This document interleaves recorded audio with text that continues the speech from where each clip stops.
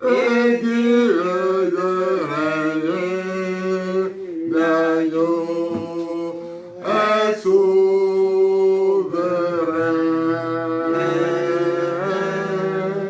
Nous élevons nos voix pour l'adorer, l'agneau est souverain. L'agneau de Dieu, l'agneau est souverain. Oui, l'agneau de Dieu est souverain. L'agneau de Dieu est souverain.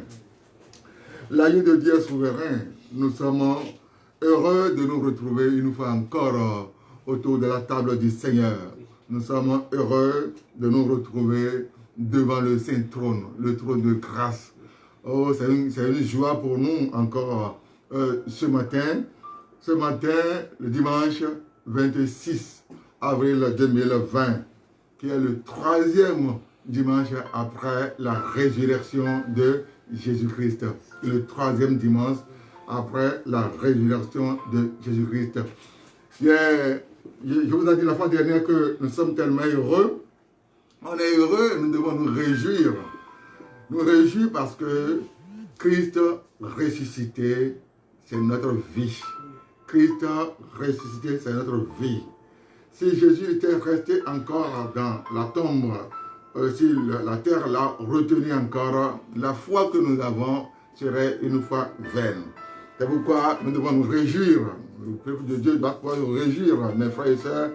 Nous devons nous réjouir. Merci Seigneur, nous allons prier. Tendre Père, nous sommes heureux, nous sommes contents, nous sommes reconnaissants à toi de ce que tu as encore manifesté ton amour envers nous. Ce matin, vraiment, nous nous sommes retrouvés, Seigneur, pour apporter, Seigneur, ta parole, pour partager ta parole avec ton peuple. Oui, Seigneur, c'est vrai que nous sommes dans une période un peu compliquée, une période spéciale, mais tu as permis, tu as mis tout ce qu'il faut à notre disposition pour que même étant enfermés dans le confinement, nous pouvons adresser ta parole, Seigneur, à ton peuple. Sois béni, Père éternel, au nom de Jésus. Amen. Amen. Amen. Amen. Amen. Alors, ce matin, Dieu a mis dans mon cœur de partager un message qui a intitulé « Le salut offert gratuitement ».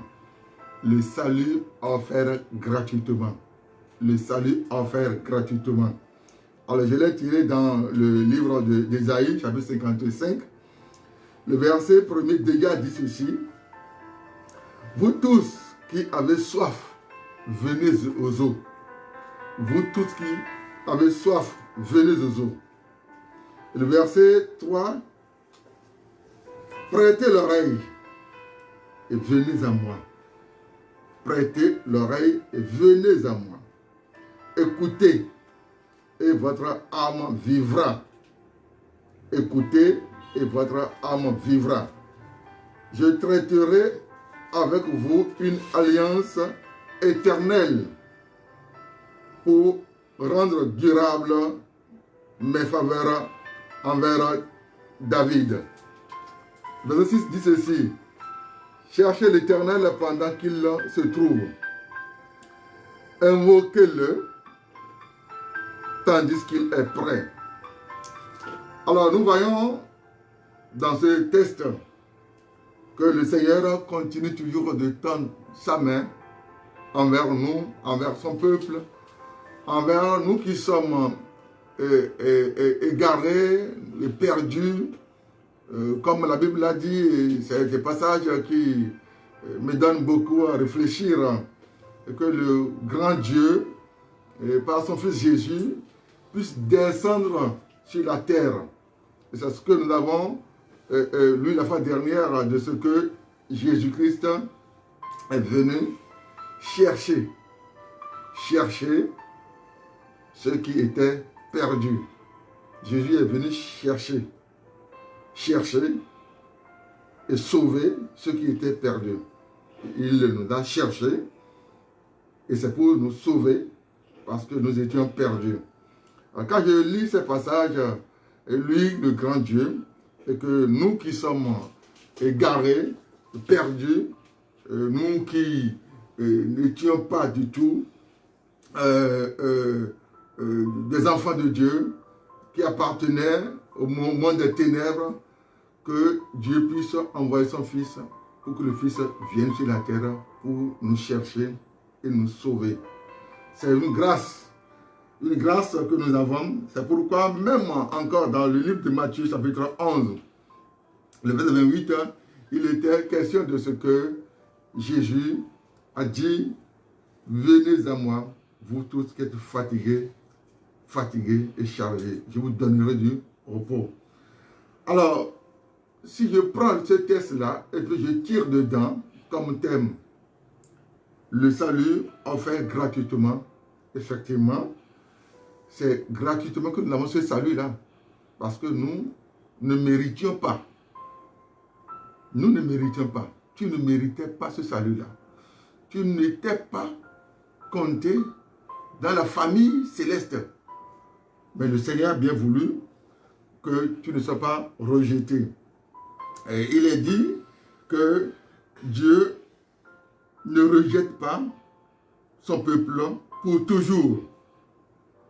Il est aussi vrai que Dieu n'aime pas le péché, mais il aime le pécheur. Dieu n'aime pas le péché, mais il aime le pécheur.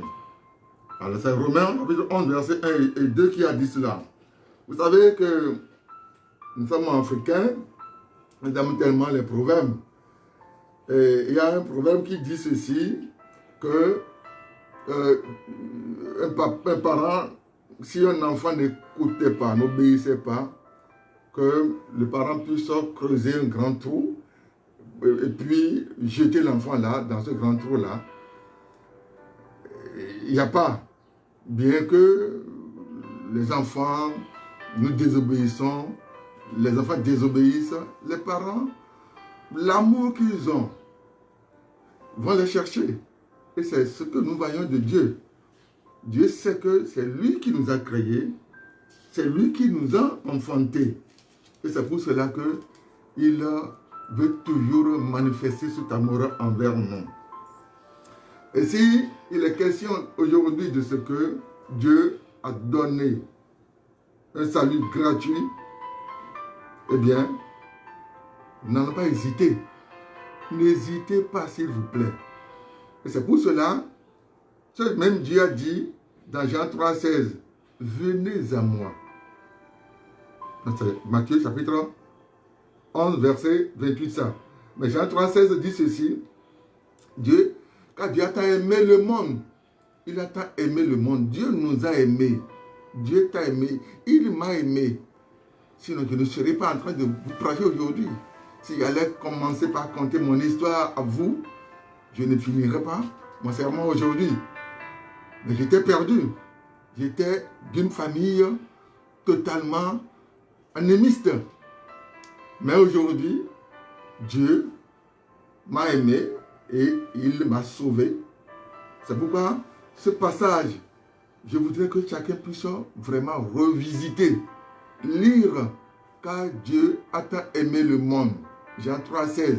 Dieu a tant aimé le monde. Il t'a aimé et c'est pour cela qu'il t'a envoyé Jésus. Pour que tu puisses croire en lui.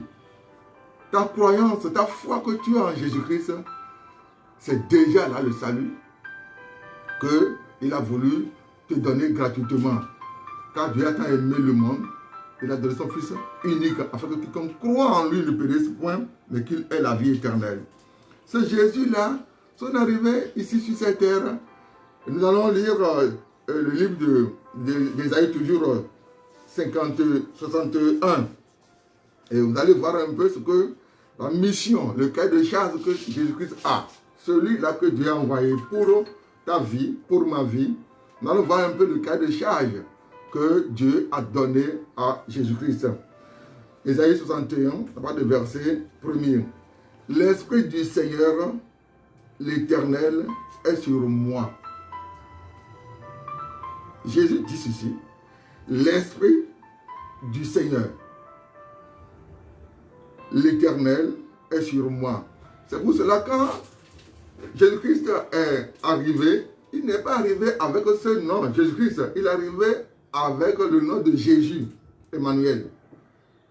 Et c'est plus tard que Christ lui a été donné. Christ, parce que là, c'est le oint ça. Dieu l'a oint pour qu'il puisse aller dans le champ missionnaire. Il puisse avoir la force spirituelle, surnaturelle, pour pouvoir faire la mission que Dieu lui a confiée.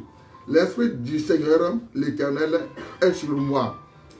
Car l'Éternel m'a oint. M'a oint pour. Si Dieu a oint, si Dieu a oint, si Dieu a donné son esprit à Jésus, si Dieu a donné son esprit à Jésus, c'est pour qu'il puisse aller faire ce travail, pour qu'il puisse souffrir, pour qu'il puisse se donner à toi et à moi. Car l'Éternel m'a oint pour porter de bonnes nouvelles aux malheureux. Tu es malheureux. Tu étais malheureux. Malheureusement, il y a des gens qui sont même à l'église, mais qui continuent toujours de traîner les tares misérables, de malheureux. Comme l'histoire, j'ai l'habitude de compter pour vous, un monsieur qui allait et qui retrouve une de ses parentes sur la voie et qui a, disons, une bassine ou un panier sur la tête. Quand il l'a vu, il dit, mais écoutez, tante, parente, rentre dans la voiture. Voilà cette tante, cette parente-là qui rentre dans la voiture avec son bagage, son panier sur la tête, sa bassine sur la tête. Dans la voiture, comment tu peux rentrer dans la voiture et avoir encore la bassine, le panier sur la tête? Et tu es dans la voiture. Plusieurs aujourd'hui, sont dans l'assemblée, mais qui ne comprennent pas encore ce que Jésus-Christ est arrivé faire pour eux. La Bible dit, car l'Éternel m'a oint, l'Éternel a oint Christ, a oint Jésus-Christ, du moins pour porter de bonnes nouvelles aux malheureux. Il m'a envoyé pour guérir. Premièrement, c'est pour porter de bonnes nouvelles. Deuxièmement, pour guérir ceux qui ont le cœur brisé. Pour guérir ceux qui ont le cœur brisé. Christ a reçu le mandat de son Père pour guérir ceux qui ont le cœur brisé. Tu as le cœur brisé. Combien sont ceux-là qui m'écoutent maintenant, qui ne s'appartiennent pas, qui ne savent plus à quel sens se vouer. Ils ne savent plus à quel sens se vouer. Ils ne savent pas là où il faut aller trouver des solutions à ces problèmes. Sache que le salut gratuit que Dieu a offert, de ce salut-là, ta guérison est là pour toi. Tu es guéri comme ça là. Le tout suffit seulement de ce que tu puisses venir réellement à ce Dieu-là, à ce Jésus-Christ-là. Crois en Jésus, comme je l'ai dit dans Jean 3, verset 16. La Bible dit, il m'a envoyé pour guérir ceux qui ont le cœur brisé. Ça, c'est 2, ça. 3, pour proclamer aux captifs la liberté. Des gens sont enchaînés. Des gens sont enchaînés. Des gens sont des esclaves sur la terre. Le diable a enchaîné les gens. Le diable a enchaîné les gens, les femmes, des gens dans leur ménage, les enfants, les adultes, les femmes, les hommes. Le diable a enchaîné tout le monde. Jésus-Christ est arrivé pour proclamer aux captifs la liberté et aux prisonniers la délivrance. C'est pour la délivrance. Jésus-Christ, c'est lui qui délivre. C'est lui qui délivre. 4, pour publier une année de grâce de l'Éternel. Le Seigneur veut que tu sois libre, une année de grâce. Nous devons vivre la grâce. Nous ne devons plus être sous l'esclavage, sous l'oppression, comme les enfants d'Israël étaient sous l'oppression de Pharaon. Ce n'est pas ce que Dieu veut pour toi, ni pour moi. comme les enfants d'Israël étaient sous l'oppression de Pharaon en Égypte, Dieu ne veut pas que nous soyons sous l'oppression de Satan aujourd'hui. Non. C'est pour cela, la Bible dit, pour proclamer une année de grâce de l'Éternel. Dieu veut que sa grâce inonde la terre. Comme il a dit à Paul. Là, Paul avait des problèmes. L'orgueil voulait prendre Paul totalement, tout ça là. Il a prié. Mais il n'a pas eu la solution. Au finish, le Seigneur lui a dit, ma grâce te suffit. La grâce du Seigneur, c'est ça, ce dont nous avons besoin. La grâce de Christ, la grâce de l'Éternel, nous avons besoin de cette grâce-là. Donc c'est pour publier une année de grâce de l'Éternel. Et un jour de vengeance de notre Dieu. Il est dit aussi pour consoler tous les affligés. Tous les affligés. Pour consoler tous les affligés. Il a aussi écrit pour accorder aux affligés de Sion, pour leur donner un diadème au lieu de la cendre. Mais quelle grâce! C'est une grâce. C'est une grâce éternelle que le Seigneur a voulu que nous puissions avoir en lui, là pour que nous ne puissions plus continuer à crier, est-ce que Dieu est là et je suis en train de souffrir comme ça là? Non, Dieu ne veut pas que tu souffres comme ça. Non, c'est pourquoi Jésus-Christ a porté tes souffrances, nos souffrances. Il a porté nos souffrances. Jésus-Christ a porté tout pour que tu sois libre. C'est pourquoi il a écrit, celui qui a reçu Christ. Ce qui veut dire qu'il a été affranchi. Parce que tu crois en Jésus, tu as été affranchi de tout cela. C'est pourquoi la grâce dont nous parlons aujourd'hui, c'est celle-là qui te rend libre. Qui te rend libre. Mais tu n'as pas le droit de faire de cette liberté-là ce que tu veux. C'est en cela, je voulais mettre l'accent sur le fait que des gens qui sont dans l'église aujourd'hui et qui pensent que le salut qu'ils ont, c'est une grâce. Ça, c'est Éphésiens chapitre 2, verset 8 qui a dit. C'est une grâce. Vous n'avez pas reçu ce salut-là et en fait ce que vous voulez. Du tout pas. Éphésiens chapitre 2, verset 8. Je vous lis rapidement. Car c'est par la grâce que vous êtes sauvés. C'est par la grâce que vous êtes sauvés, par le moyen de la foi. Et cela ne vient pas de vous. C'est le don de Dieu. Donc si quelqu'un vous donne quelque chose gratuitement, il faut entretenir. Il faut entretenir. C'est le problème de nous les chrétiens aujourd'hui. Dieu qui nous a créés, il nous a donné le salut gratuitement. Il nous a donné le salut gratuitement. Pourquoi nous ne pouvons pas entretenir ce salut-là? Et c'est pour cela qu'il y a certains même qui amènent à dire, est-ce que peut perdre ce salut-là? Mais je ne veux pas aller dans ce polémique-là. Je ne veux pas du tout.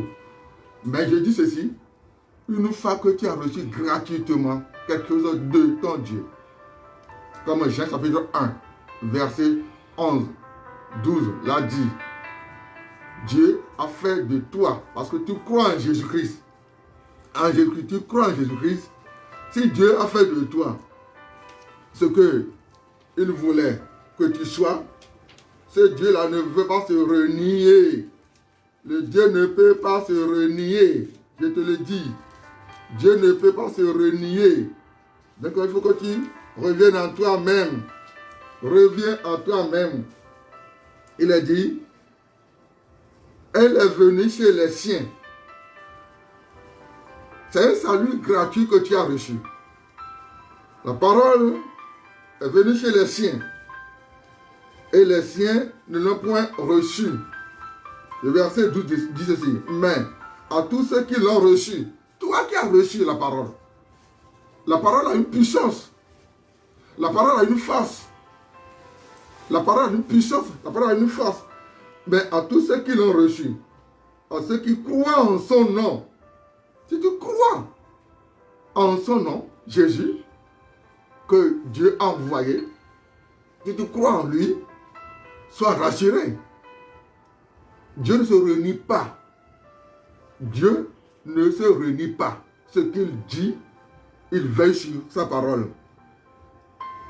Mais à tous ceux qui l'ont reçu, à ceux qui croient en son nom, elle a donné le pouvoir de devenir enfants de Dieu, lesquels sont nés non de sang, ni de la volonté de la chair, ni de la volonté de l'homme, mais de Dieu. Si c'est de la volonté de Dieu, et que le Seigneur lui-même, par le Jean-Baptiste, disait, voici l'agneau de Dieu qui ôte le péché du monde. Comment on va continuer toujours à caresser ce péché-là? Jean-Baptiste dit, voici l'agneau de Dieu qui ôte le péché du monde. Le salut qui est gratuit, ne foulons pas au pied ce salut-là que Dieu nous a donné gratuitement, s'il vous plaît. Ça, Dieu est jaloux de ce qu'il a donné. Il est jaloux. C'est pour cela que je vous dis, s'il vous plaît, ce matin, je voudrais que vous puissiez prendre au sérieux cette faveur que Dieu nous a apportée. Je vais finir dans le livre de Matthieu, de Romains chapitre 10, le verset 8. Que dit-elle donc? Romains 10, le verset 8. Que dit-elle donc? La parole est près de toi. La parole est près de toi. C'est au travers de la parole que ta foi sera renforcée. Ta foi sera renforcée. Il y a des gens qui ne lisent même pas la parole de Dieu. Dieu est au travers de sa parole. Dieu est au travers de sa parole. Tu ne peux pas dire que tu es chrétien et que tu abandonnes la parole de Dieu. Non, non, non. Pour mieux connaître quelqu'un, il faut s'approcher de lui. Pour mieux connaître quelqu'un, approche-toi de la personne. Pour s'approcher de Dieu, c'est au travers la parole de Dieu, ses écritures. C'est lui qui a parlé. Et comme les médecins prescrivent des médicaments, et ces médicaments-là ont leur notice. La notice de Dieu, c'est au travers des Écritures, ce que Dieu veut que tu fasses. En lisant les Écritures, Dieu va t'apprécier. Parce que c'est lui qui justifie. Et il justifie par la foi. Être chrétien, ce n'est pas la foi. Dieu te justifie. Quand on pose des questions à certaines personnes, comment on est justifié, les gens ont du mal à répondre. Romains 3, verset 8 a dit, c'est pas la foi que tu es justifié. C'est pas la foi. Et la foi, tu ne peux pas avoir la foi sans la parole de Dieu. Tu ne peux pas avoir la foi. Ta foi ne peut pas être consolidée si tu mets la parole de Dieu à côté. Des gens n'écoutent pas la parole. Ils sont des chrétiens nominaux. Non. Pour être des chrétiens authentiques, il faut que tu t'accroches. Comme Samuel l'a dit, il ne laissa tomber à terre aucune parole qui tombe dans la bouche de l'Éternel. Prenons soin de la parole. Que dit-elle donc? La parole est près de toi, dans ta bouche et dans ton cœur.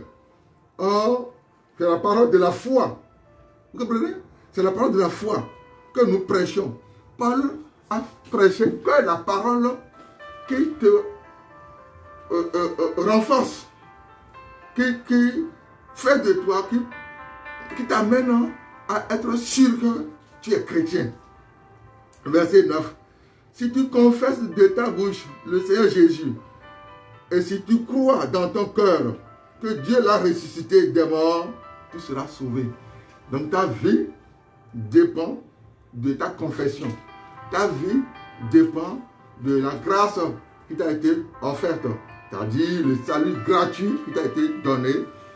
Ce salut-là, tu as l'obligation. J'ai l'obligation. Nous avons l'obligation d'entretenir ce salut-là. Et c'est en le faisant ainsi que le Seigneur pourrait nous justifier et faire de nous des enfants du royaume.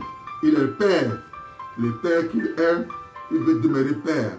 Il veut que nous puissions être ses enfants et que lui, il soit notre papa, notre Père. Eh bien, que le Seigneur vous bénisse. C'est ce que j'ai parlé avec vous ce matin. Et que la grâce de l'Éternel vous accompagne, que la semaine soit une semaine agréable, une semaine bénie. Prions. Seigneur, dans le nom de Jésus, c'est toi seul qui est notre papa. C'est toi qui donnes.